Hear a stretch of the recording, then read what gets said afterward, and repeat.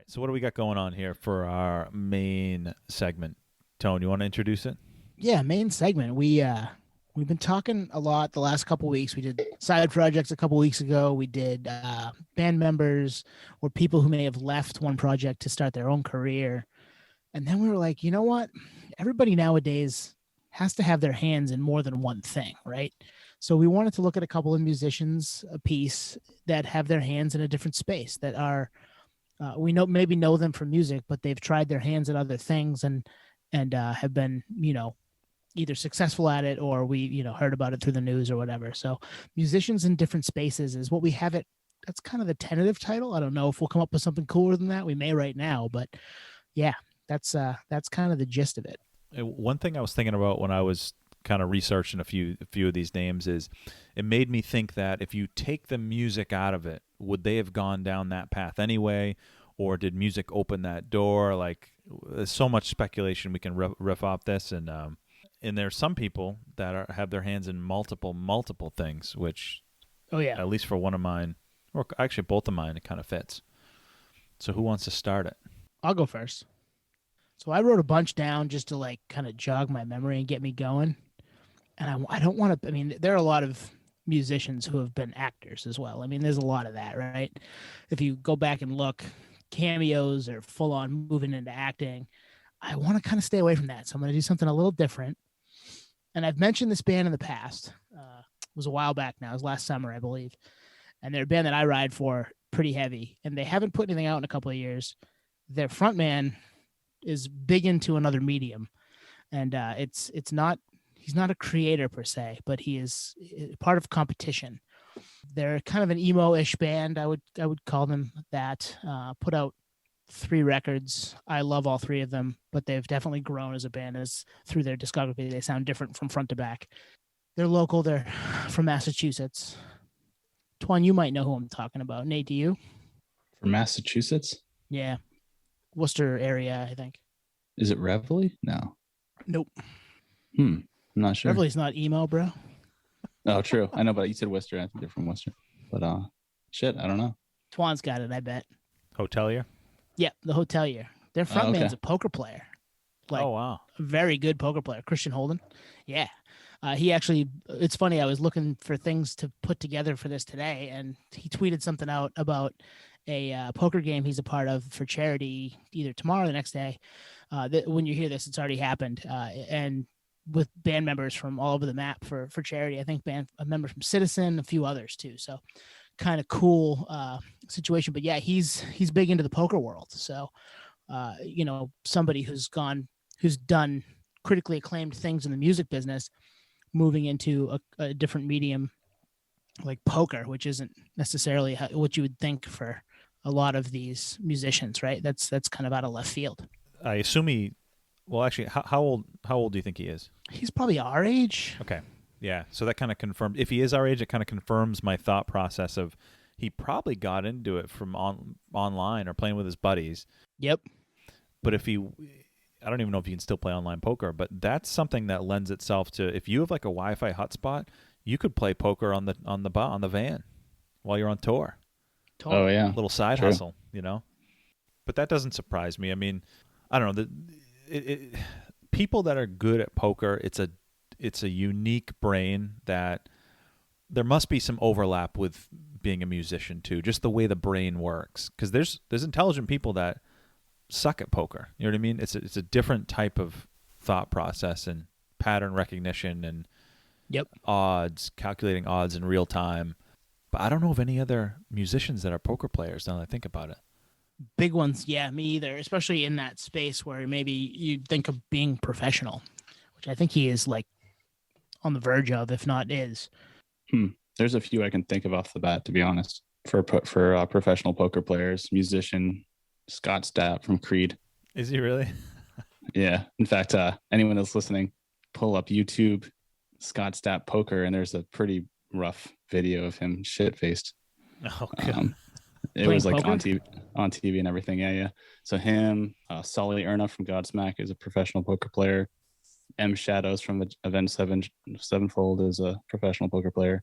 A bunch. But I mean, I was thinking, like, when you were saying that, like, if I was a musician and I had essentially, and I'm saying like if you're successful, have disposable income to play poker and get better. And obviously there's a return on investment playing poker if you're that good and you have extra money to do it. It's a great hobby, you know. It's like you have this money almost dedicated to it. It's like you can kind of return your money and have fun at the same time. Like you said, Twan, play on the bus. The tour rolls through Las Vegas or Atlantic City. You can actually play for real. So it's not a bad play. Yeah, he's made some money on different tours. I don't know how well he's done as far as that goes. I know there was a big craze for that, obviously on TV when Moneymaker won the World Series of Poker back in the day, probably 10, 12 years ago, maybe a little longer. Yeah. I think we might have been in college. 15 probably. And and like we all were like, let's play Hold'em, let's go win money, let's like get in every tournament. And if that's why I think he's probably similar age, because it is fun to play. I mean, you and I played a ton back in the day. Yep. And it's, if I were good enough at it to make money at it, I'd love to do that for a little while. Hell yeah. The other person who's not a musician, but he has a music podcast is Adam22 of the No Jumper podcast. He's big into poker. I think he's maybe fringe professional, but I follow him online and he's always posting about being in online tournaments and stuff like that. Wow. Very clairvoyant, because my buddies here in Encinitas, we're starting our first poker Sundays this coming Sunday. So nice. Invite yeah. Is it Christian you said? Yeah, I think he's in Mass still though, unfortunately. Yeah. Invite him virtually. Cross country. Virtually. A little road trip. Hell action. yeah. Yeah, this is kind of like another hard times meme. We're actually all going to throw in our stimulus check. Wow. Go all in. Good for you guys. I can't talk. I'm spending mine on something frivolous as well. So Bonnaroo, perhaps. Yeah, that, you know what though? If that was the case, yeah, if I could pull that off, going back to the Bonnaroo talk, I mean we've got Papa Joe just gave us the money for it. So Papa Joe. All right, who's next? All right, why don't I go in case Nate has this one? I like Okay, perfect. All right, frontman, 90s OG band. They've come up on this pod a few times. Never really in depth, but they're our episode 29 guest's favorite band growing up. Oh, I know. You want to say it? Do you know, Nate? I don't know who 29. Who was 29? Suppose. I love your attention to detail. It is the Smashing Pumpkins. It's Billy Corgan. Oh, nice. It's Billy Corgan. And do you know what his kind of other space is in this regard? It's very unique. I don't think I do. Yeah, I don't know. I do know this one, I think. Nice. Is it a tea company? No. Well, okay. I'm not going to say no because it could be it, but this is not like he's got music, which is 1A, and then this is 1B. Okay. Wearing shirts that don't fit him. That's amazing. Looking like Gerard Way. Billy, we love you. Yeah, right. Gerard Way, he's Gerard Way's dad. Billy, we love you. He actually hit us up on socials a couple months back. We love you. I'm a huge Smashing Pumpkins fan. I'm just kidding. Yeah. This one, if you don't know it, which it sounds like you don't, it's really going to surprise you because it surprised me. And I was like, really? Holy crap. I'm shocked I didn't know about it. And here's what it is. He's big into wrestling. And I'll show you how far it goes. You ready for this? He co-founded Resistance Pro Wrestling in 2011. Later on in 2015, he was named Senior Producer of Creative and Talent Development at TNA Wrestling, Total Nonstop Action Wrestling. So he developed characters and storylines there. And then the next year, he became president of TNA Wrestling. And then a year later, he left in 2017 and purchased his own wrestling organization, the NWA, National Wrestling Alliance. Wow. So he is all in. Yeah. Wow. I mean, that's a hard times headline. Right? Yeah. Billy Corgan's Wrestling League. Bilko Alliance. Bilko. That is wild. And, it's funny now that you say it. I know I've read some tweets here and there from either him or somebody in that camp related to this. early on in our pod's life, Interesting. Yeah. when I was paying attention to that stuff a little more frequently, and I didn't think anything of it, and obviously it didn't register because I didn't remember it. So, but that's crazy. Like it's still a creative brain, right? You're writing storylines for wrestlers. You're, maybe writing different interactions, stuff like that. That kind of fits what he is as a creative, I would imagine, but it's completely different than, writing zero. Yeah, exactly. I think what's interesting about it is you wouldn't expect it. Like you said, it is kind of a hard times article type flavor, but it definitely it most likely draws back to his youth and to things that he was like really into. And now he can kind of expand on that now that he's successful and can use his, presence to dive into that a little bit deeper. So, I mean, that's interesting. We all have our little, things that we enjoy. So I guess wrestling is that for him. But the tea thing, I think also, like I mentioned, like he had like a tea house or something. So I thought it was that. So, but wrestling, I would have never guessed that. Interesting. Yeah. Well, the other kind of bit of nerdery about him, which I probably wouldn't have thought of, is he's a big sports fanatic. He loves all the Chicago teams, so like the Blackhawks, Cubs, and Bulls. He's personal friends with Dennis Rodman. He's thrown out the first pitch at Cubs games. He's sang "Take Me Out to the Ball Game" at the Cubs. I mean, can you imagine that in his? I mean, that'd be wild if I was there because I'm a fan. Yeah, I would imagine some people are like, "Who is this?" and who killed the rat? You know what I mean? But that's neither here nor there. Like anytime I play Smashing Pumpkins, my wife is like, I can't handle his voice. I'm like, that's part of its charm. That's part of the band's charm, is that he sounds like this and it works. Like you don't get it. I'm sorry, you don't get it. It's a wonder I married her. I'm just kidding. But yeah, it's an interesting, different path, wrestling. That's kind of crazy to me. I did not think of that. Yeah. And you're right and wrong, Tone, I think, because for some reason I just cringe a little bit from him singing "Take Me Home to the Ball Game." And just that voice with that, like, yeah, that's a tough thing. Yeah. That being said, I wish I was there. You're right, Tone, in that, I mean, you got to think with Smashing Pumpkins, like he is storytelling. I mean, I don't know how involved he was in that Tonight video, but that's like an epic production. Like it's a great visual.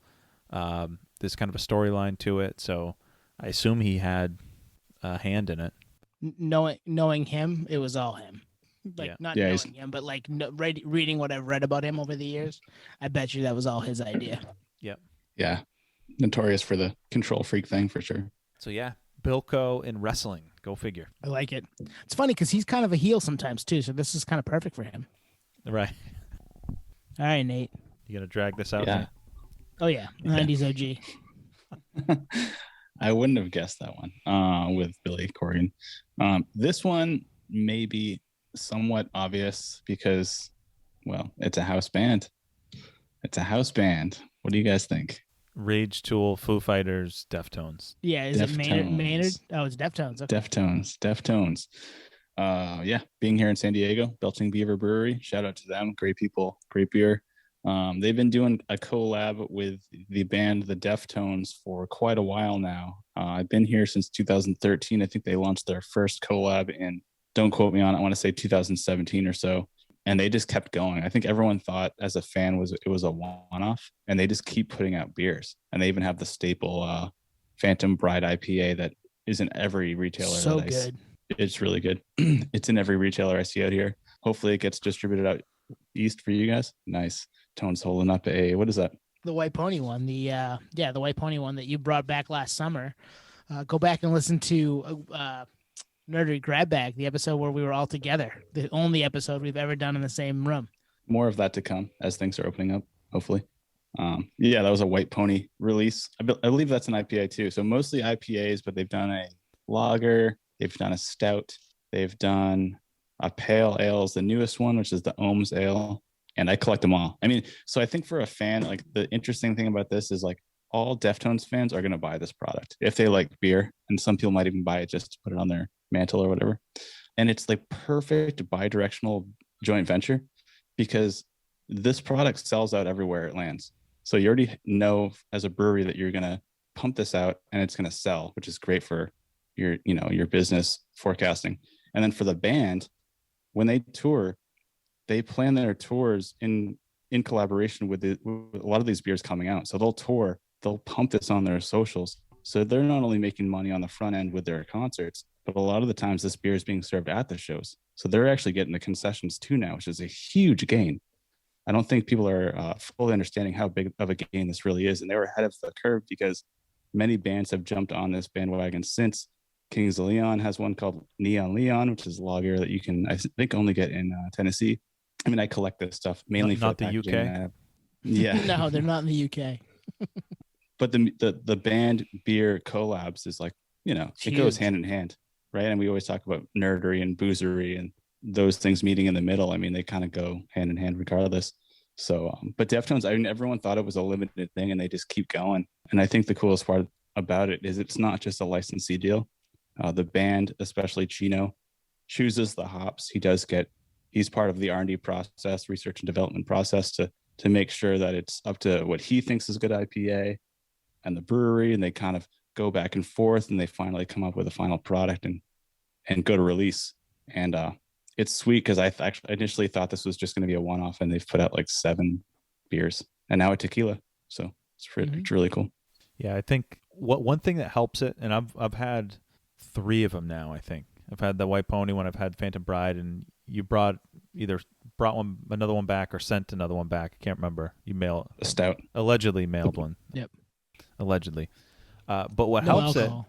It is that it's really good, because a lot of these like collabs and things bands stick their name on, it's just like private label junk. You know what I mean? Yeah.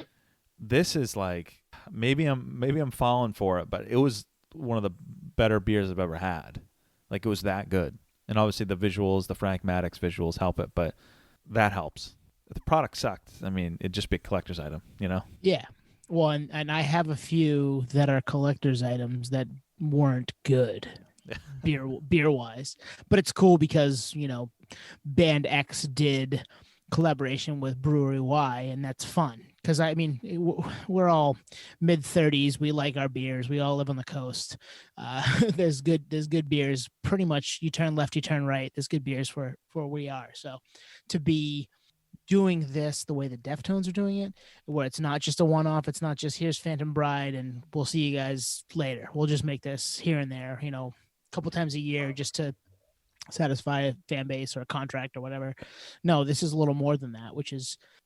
for me, I love it, being a fan of the band and a fan of the brewery, because the brewery makes good beers, and then put the two together and like awesome can art. And I mean, we'll put a picture up of the Deftones if you haven't seen it, of the White Pony can, among others. It's cool. It lands in so many different ways if you're a fan, which is why what you would do it for, right?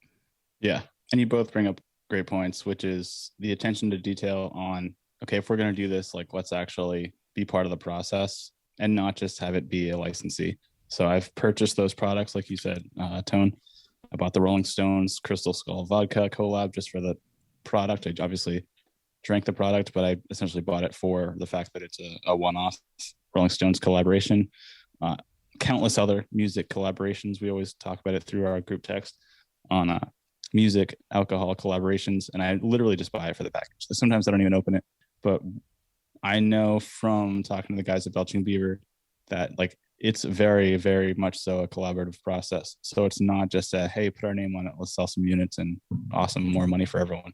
It's really like, no. Like, this one was good, but I liked sample 3 better. Oh, it's because it's got the Simcoe hops and the Citra hops. Like, maybe that's what you like. He's like, yeah, I think I gravitate towards that. So it's a true collaboration, and that transcends to the end consumer. And, I'm in the beer business, so I know now more than ever that quality ingredients and attention to detail and whatever trends are happening at the time. Hazies were big at one time. Pales are back. Oh, hazies are still big, my friend. I know, but we're out west over here. So yeah, sorry. We're not a West Coast IPA. Different game, yeah. So, yeah, there's all those dynamics as well. And low alcohol, low cal. I mean, obviously, I do the no alc beers at my company and stuff. So, all of that stuff is forecasting to make a good product and not just sell a product for the name. So it's unique, and people know it, and all the fans know it, and it's a detailed process that works all around. And something I thought of when I pulled this one up for today is it's really kind of a long play too, because Belching Beaver is still a private company, and I've been in the beer industry for quite a while now, since 2013, at least on the supplier side. And that was when, I think 2015 is when craft breweries started selling to macros. So I was at St. Archer and we sold to Miller Coors. Yep. And that crescendo has continued.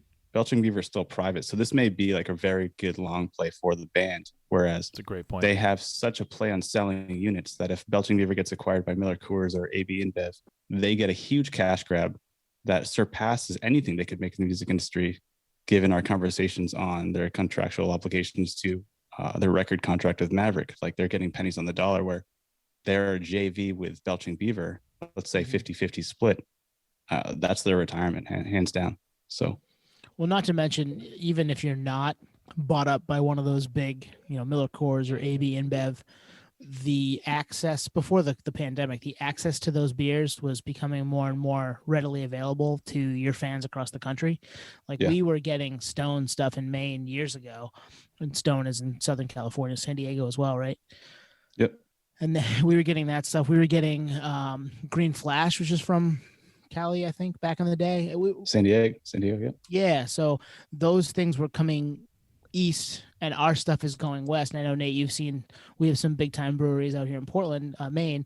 Allagash is one, Bissell Brothers is another. Those make their way out west too. So the fact that the supply chains were open for stuff like this means you don't necessarily need to go big business, and you can be making that money yourself and not worrying about the big guy. It goes back to the do you want to be in Walmart or do you not type of analogy that we've mentioned numerous times on this. But if you can work for yourself and it's profitable and you're making a good product and you're not worried about it getting maybe too big, this is the way to go. Yeah, obviously it's a quality product. The few that I've had, but the other thing is it transcends the band. So like if you're a fan of the band, you're obviously going to be drawn to the visuals and whatnot. But if you don't even know of the band, it's not like Deftones is in your face in the label. It's tastefully done, and it's like the artwork is stunning. And I think it's a perfect blend of really not catering to anyone. You know what I mean? Blending both, whether you're a fan or not. Great point. No, fantastic point. Because a lot of these accounts that I work with, they're big chains. They're AVP. Albertsons, Vaughn's, Pavilions, big time, Walmart to the world, Targets.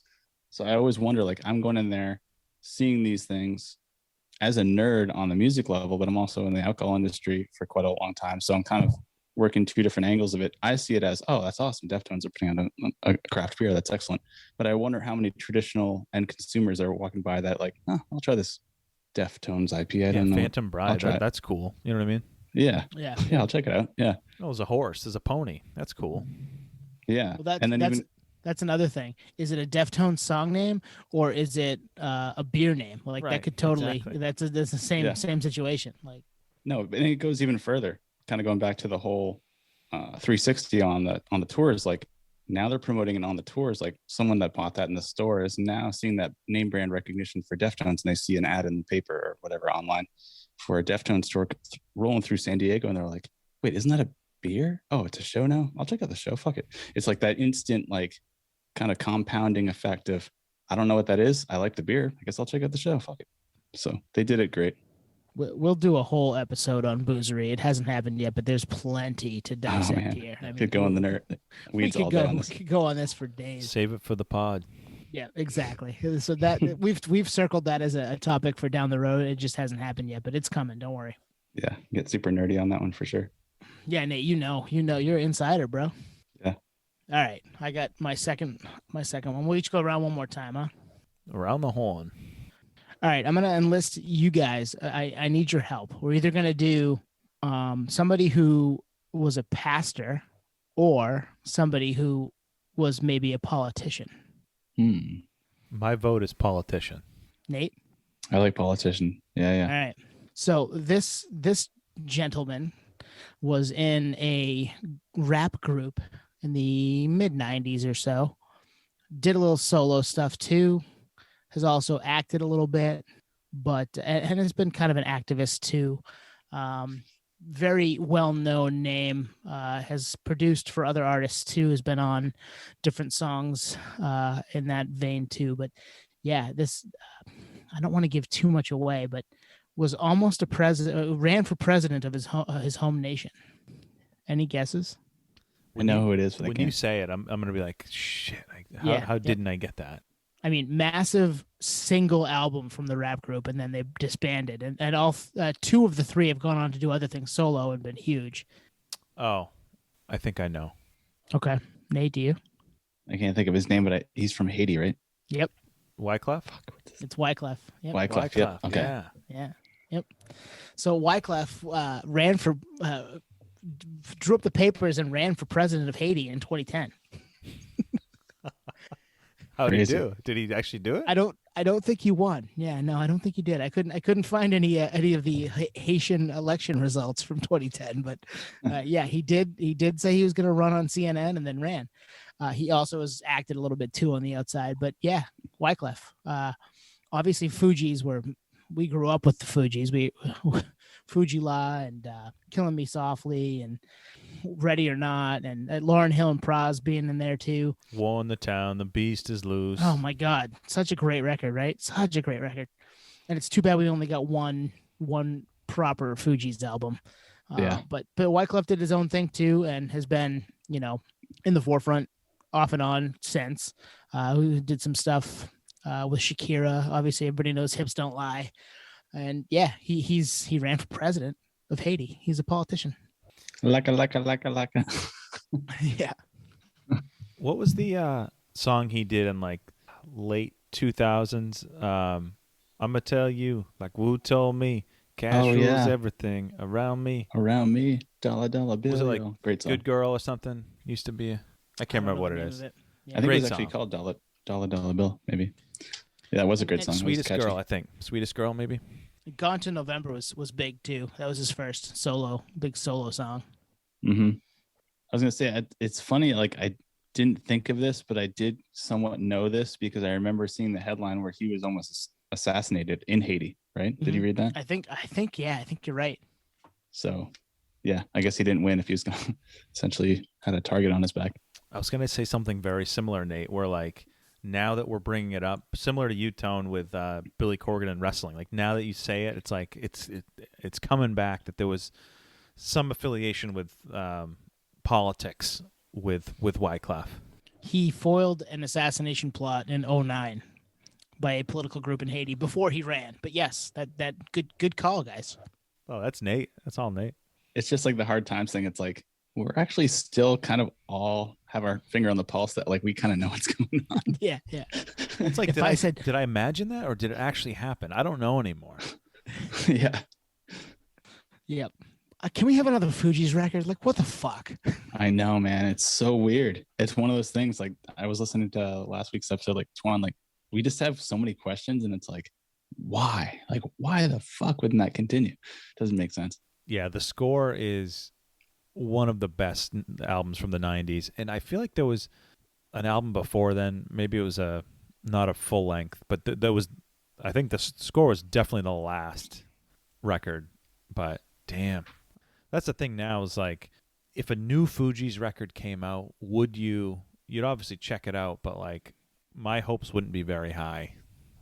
Yeah. A new Fugees record in 2021. I think mine would be because I think all three of them still have a great voice as far as what people might like. Lauryn Hill went on to do huge things by herself. Pras not so much, but I don't think that was for lack of him being, I just think he just kind of did his own thing and went off on his own and needed the other two to probably make his voice work the best. But Wyclef too, like everybody knows who Wyclef is from one big album and then a couple of songs. It's because they know what they're doing. They're good musically. Is it the Carnival? Yeah, he put out a couple carnivals. And then Pras was on the Bulworth soundtrack with Ghetto Superstar with Maya. Ghetto Superstar, Yeah. great song. Great song. I'm going to chalk it up to reunions that'll never happen, mainly because it could have happened. I mean, Lauryn Hill came into some tax issues a few years ago where she was in some severe debt, and paying penalties on back taxes and all this stuff. Like, that's the time when you get a reunion back together, right? Like, out of necessity. So if it didn't happen then, I feel like whatever broke them up must be so severe that, like, it's not repairable. But who knows? Two things. Twan, good call. Blunted on Reality came out before. That came out in 1994, before The Score. Wow. And then they put out a Greatest Hits in 03, which makes zero sense because you only had 2 albums and only anybody knows one of them. I've never heard the first one at all. Yeah, and me either. But you were right. There was one before it. And two, there was never a bunch of publicity about why they weren't a band anymore. No. So, like, it wasn't like there was a nasty public breakup. Now, maybe there was for them. There may have been some stuff behind the scenes, but there was never like these guys hate each other. That's why they're not back together. But there must have been something, right?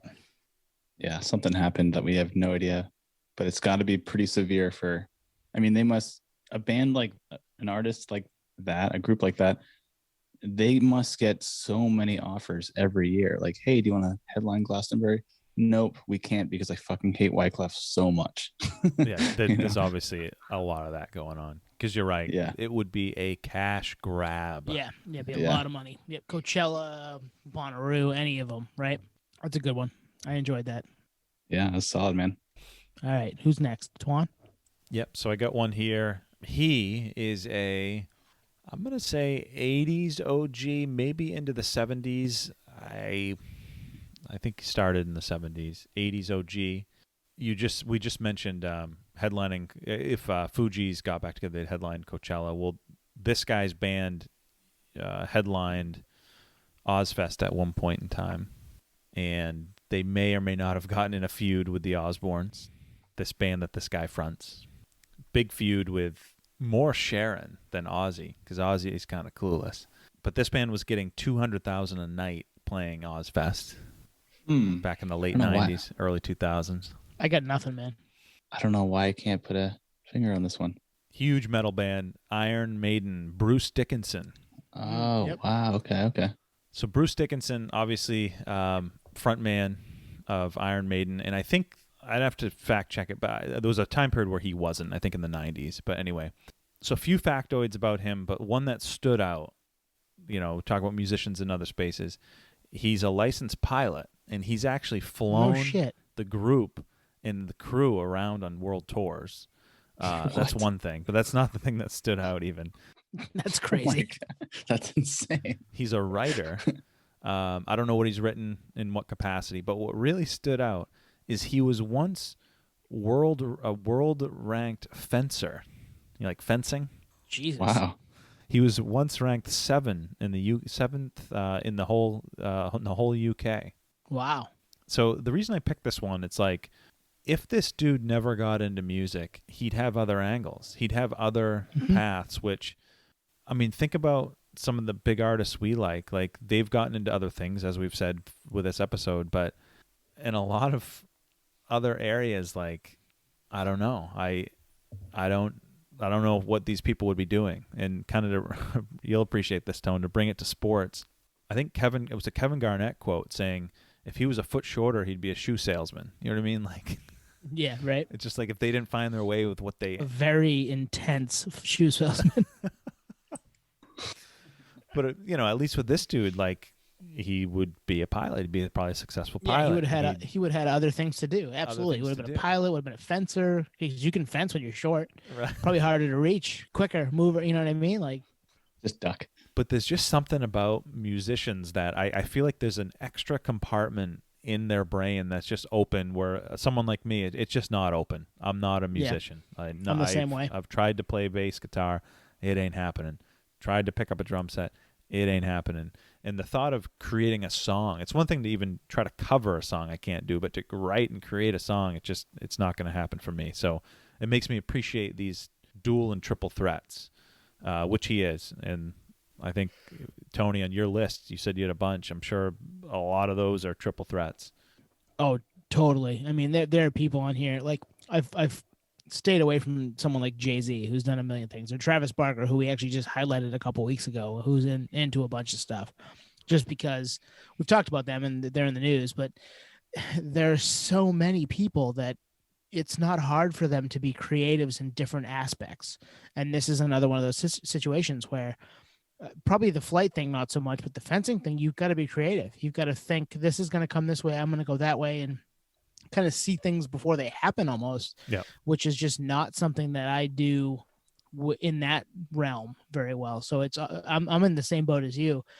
I am in awe of the people that can do that. Like, I see where these notes are going to go, so I'm going to make this song. I see where the words are going to go. I see where all this is going to go. Same thing with my fencing, situation. It's, or I'm going to, this is how the plane's going to go, and I'm going to find a way to land it here and do this, and this is how all of it's going to happen. They see that stuff before it even happens, and I can't do that. So I'm in awe of that shit. Yeah, good point. And good point to reference the differentiator of just slapping your name on anything, and the other side of it, which is someone that's pretty intellectual and has a brain that works in a dynamic way to apply that to other concentrations. So, right. Flying a plane, I mean, I'm not going to lie, like, I know a lot of people, the pilots that I've talking to so that it's essentially, it flies itself, whatever. I feel like that's pretty modest, right? At the end of the day, like, it's pretty complicated, and you have to be trained. You have to have the balls to even do it. To fly the band around, I mean, fuck, man, that's a lot of pressure. What if you get in a fight with the drummer? Do you kamikaze it? Like, I hope not. I hope not, right?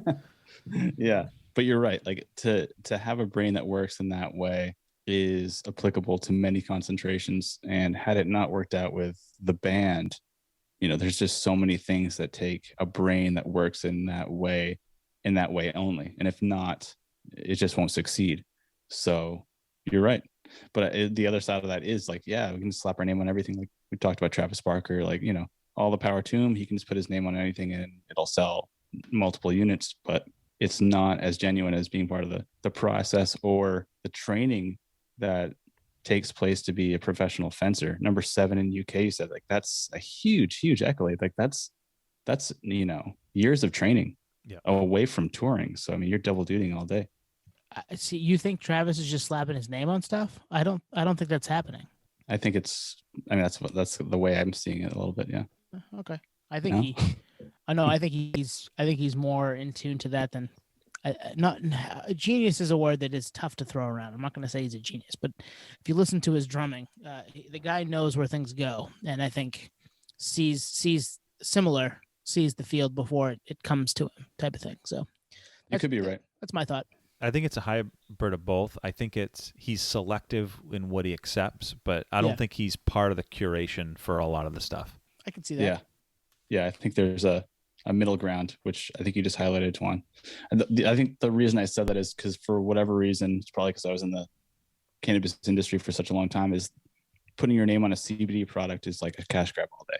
And that's as new as, you know what I mean? No, I agree with So just because of that one, I'm like, all right, well, that offer came, and he's like, oh, I'll take it. Sure. It's called Smart. You're thinking of the music side, Tone, more. I am, yeah. Yeah. Oh, yeah, 100%. Okay. He's in there all day. Oh, yeah. He's a producer too, and he does well with that. I mean, yep. Yeah. One last comment about Bruce Dickinson is, there was big beef with the Osbournes in Iron Maiden because I didn't know that. Yeah. I guess the nights that they were headlining Ozfest, Bruce was like talking shit about Ozzy, like between songs and whatnot, and Ozzy never heard it, but Sharon did. Ozzy's in his own world. And I'll never forget, I think this was during when the Osbournes was on TV, because there was a clip where it showed Sharon grabbing the mic on stage and saying, "Bruce Dickinson's an asshole." And that's, every time I hear that dude's name, that's all I think about is that scene. That's great. That's hilarious. Oh, man. Well, Sharon's one to speak, because I've read many things about Sharon not being the coolest person, so it might be the other way around. But irregardless. Are you saying Sharon Osbourne's an asshole? That's exactly what he was getting at. Yeah. Nice. I think we found the name of the episode. Things that I've read. But who knows? Right? To each their own. So, yeah, I'm happy you set me up perfectly, Tuan, because my next guest, focus here. They're here. They're on. Yes. They're on. They're on. They're here. Tom What's up, Morello, man? how you doing? Maynard. Hey. I wish. I would be super stoked if we got this guy on. Any guesses? I'm gonna keep it that vague. I mean, Wait a Jesus. second. You didn't give a single hint.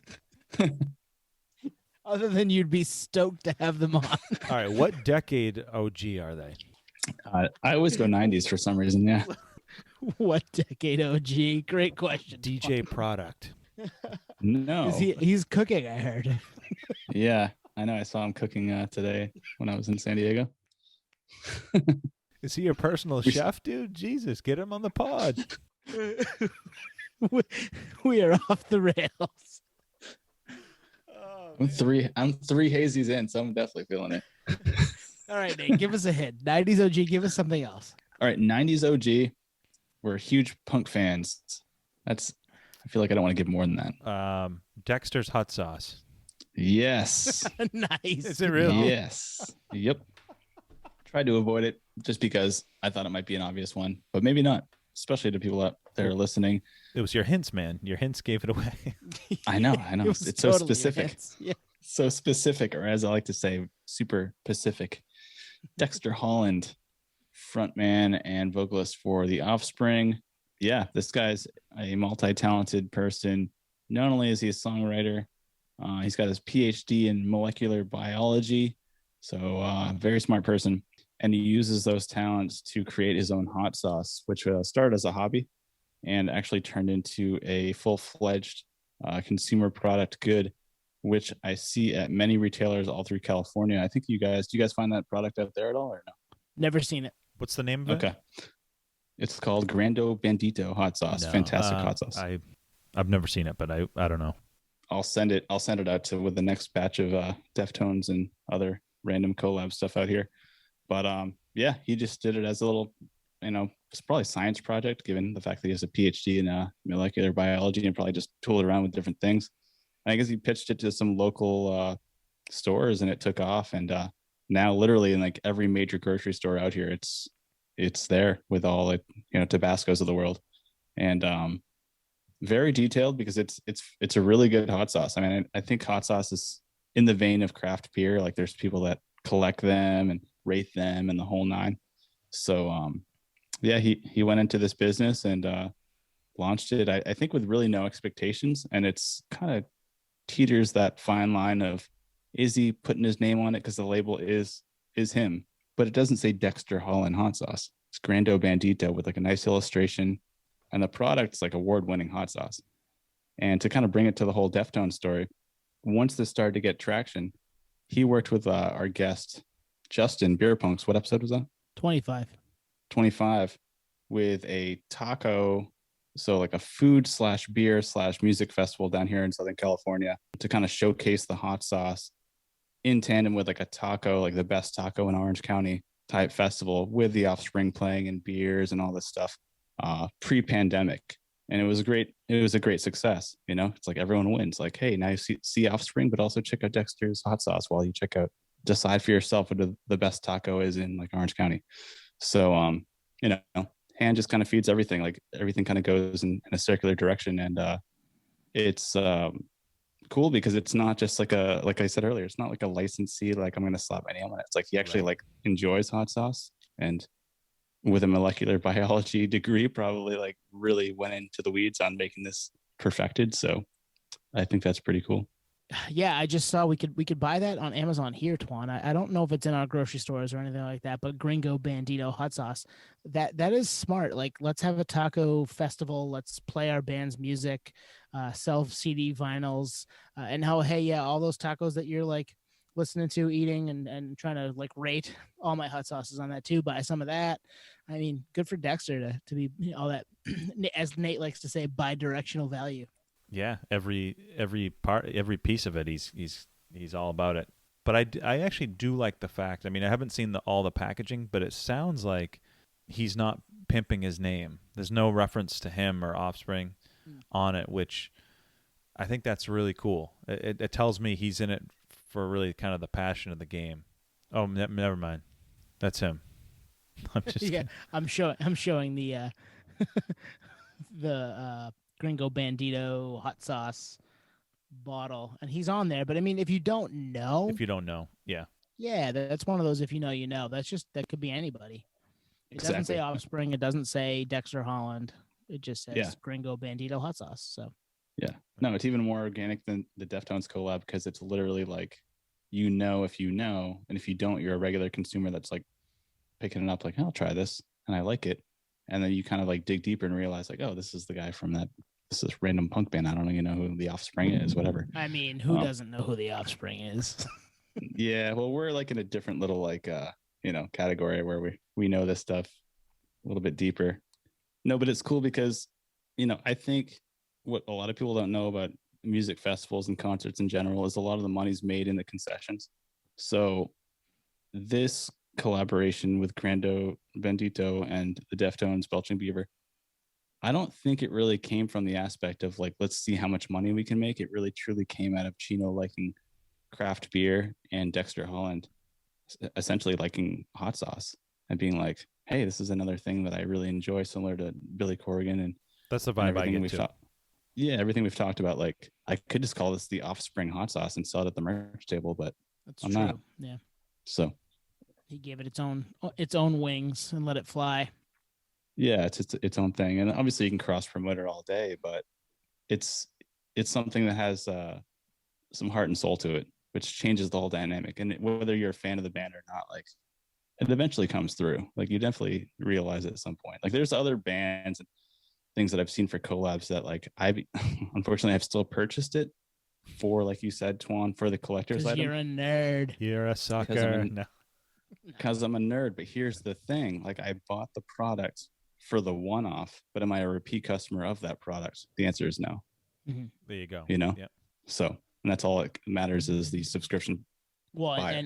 And the two that you brought up tonight, Nate, I would absolutely, if Belching Beaver's beers made it to Maine, which they haven't yet legally, I would go buy those right now, if they were Deftones ones or not. But if they were Deftones ones, for sure. Same with this hot sauce. It's not just a one-off. Okay, I made a hot sauce and now there's a limited quantity and it's gone. No, this is a thing that he does, and it's an extra. It's a musician in a different space, and that's what the kind of the soul of this was, right? Whether it be Billy Corgan running wrestling on the side, or Wyclef wanting to be president of his country, that type of stuff. It's not just a one-off. It's not just here's this thing, here's my name, peace. I want a cash grab. That was what we were trying to look a little deeper tonight. And while it wasn't planned, the hard times versus actual headline segment kind of fit this because, Bruce Dickinson being a fencer and Wyclef being president. I mean, it blurs the line of reality, which we're so fascinated by. At least I am, and I know you guys are. It's just like, totally. For sure. How does this happen? Why does it happen? Would it have happened if music wasn't involved? Just so many questions, and I say this every week. We got to get some of these people on. We got to know the story. Dexter. Dexter does minimal interviews, but that would be cool. That would be cool. Dexter, we don't want to talk the Offspring. We want to talk Gringo Bandito hot sauce. Yeah. Please come talk with us. Yeah. Let's talk hot sauce all night. No, but you're right, Twan. I mean, that line does get blurred, especially now because there's just so much crazy shit we read every day. Like, is this real life? And you almost have to fact check and cross-reference to realize, oh, this is a real headline. Like when Kanye West first said that he was going to be president, I was like, this is a joke. And I was like, oh, this is actually real. No, it was crazy. Joke. No, that was a joke. Well, he's the only one that believed it. Nobody else believed it was going to happen. It was There's a joke. truth to that. There's truth to that. Yeah. I had him on my list for fashion. The Yeezys, bro. Yeah. Fashion's been a little ingrained. Mm-hmm. I feel like fashion's been ingrained in the music industry for quite a long time. And that, I hate to say it, I feel like that is a cash grab because, I mean, the Versace's of the world, like, it's big money. Fashion, it's big money.